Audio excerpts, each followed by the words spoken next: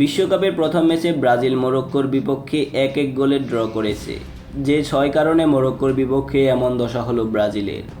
আজকের ভিডিওটিতে আমরা দেখব ব্রাজিল ও মরক্কোর বিপক্ষে ব্রাজিলের কি ভুল ছিল। ব্রাজিলের এমন 6টি ভুলের জন্যই ব্রাজিল আজকের ম্যাচ ড্র করেছে, মরক্কোর বিপক্ষে জয় ছিনিয়ে আনতে পারেনি। বিশ্বকাপের গ্রুপ সিতে মরক্কোর বিপক্ষে 1-1 ড্র করে মাঠ ছাড়তে হয়েছে 5 বারের বিশ্ব চ্যাম্পিয়ন ব্রাজিলকে। তবে এই 1-1 স্কোরলাইন মোটেও 5 বারের বিশ্ব চ্যাম্পিয়নদের মাঠের পারফরম্যান্সের আসল চিত্র তুলে ধরতে পারছে না। পুরো ম্যাচেই ব্রাজিল দ্বিতীয় সেরা দল হয়েছিল। হেক্সা মিশন নিয়ে বিশ্বকাপে আসা দলটির এমন পারফরম্যান্সের পেছনে আছে একাধিক কারণ।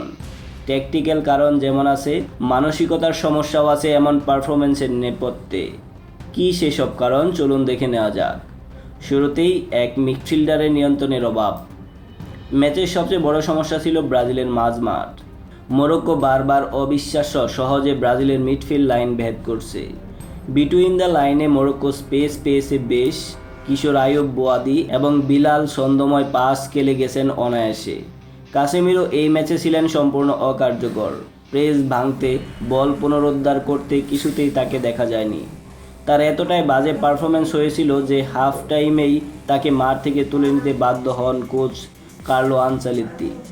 2 নম্বরে রয়েছে পজিশনের বলে গোল হজম। ব্রাজিলের গোল হজমের দৃশ্যটি ছিল কৌশলগত দিক থেকে অত্যন্ত হতাশার।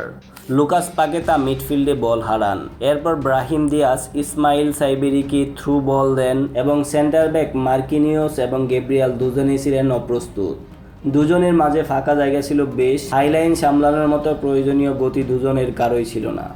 এটি একটি মৌলিক ডিফেন্সিভ ভুল, যা এই মানের দল কোনোভাবেই গ্রহণযোগ্য নয়। তারপর 3-এ রয়েছে গোলকিপার আলিসনের বিপজ্জনক সিদ্ধান্ত। সাইবারির গোলের মুহূর্তে গোলকিপার আলিসনের পোস্ট থেকে বেরিয়ে আসার টাইমিং ছিল সম্পূর্ণ ভুল।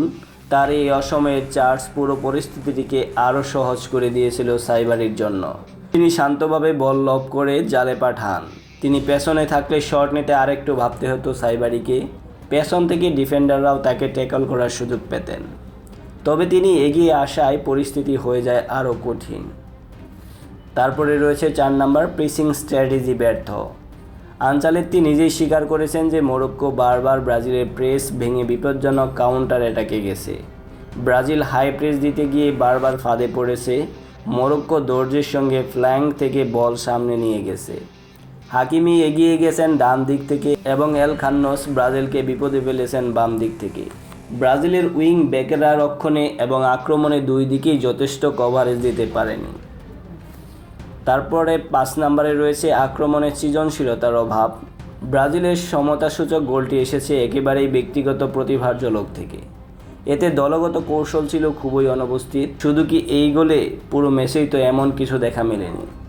বিনি জুনিয়রের অসাধারণ একটি মুহূর্ত পুরো প্রথমার্ধে বাজে ফুটবলকে ঢেকে রেখেছে। ইগোর থিয়াগো 14 মিনিটে সহজ হেডার মিস করেছেন।